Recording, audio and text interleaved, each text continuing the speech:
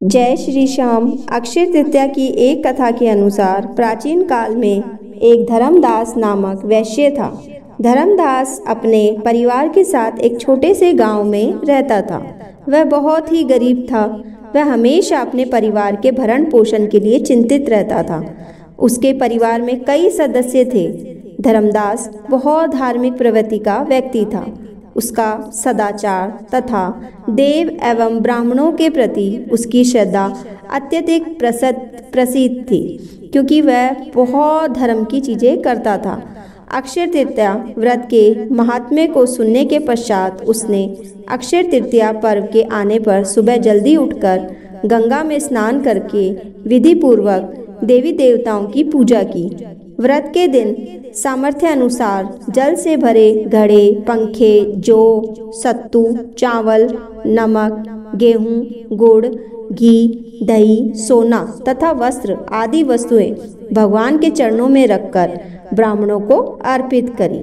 ये सब दान देखकर धर्मदास के परिवार वाले तथा उसकी पत्नी ने उसे रोकने की कोशिश की।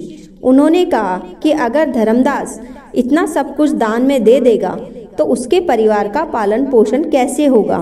फिर भी धर्मदास अपने दान और पुण्य के कर्म से विचलित नहीं हुआ और उसने ब्राह्मणों को कई प्रकार का दान दिया।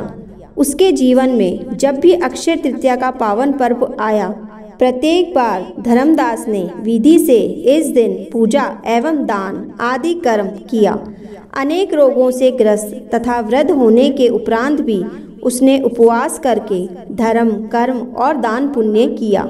यही वैश्य दूसरे अगले जन्म में कुशावती राजा हुआ।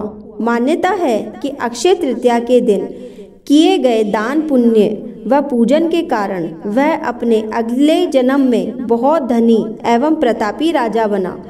वह इतना धनी और प्रतापी राजा था कि त्रिदेव तक उसके दरबार में अक्षय तृतीया के दिन ब्राह्मण का वेश धारण करके उसके महायज्ञ में शामिल होते थे। अपनी श्रद्धा और भक्ति का उसे कभी भी घमंड नहीं हुआ। वह प्रतापी राजा महान एवं वैभवशाली होने के बावजूद भी धर्म मार्ग से कभी विचलित नहीं हुआ। माना जाता है कि यही राजा आगे के जन्मों में भारत के प्रसिद्ध सम्राट चंद्रगुप्त के रूप में पैदा हुए थे।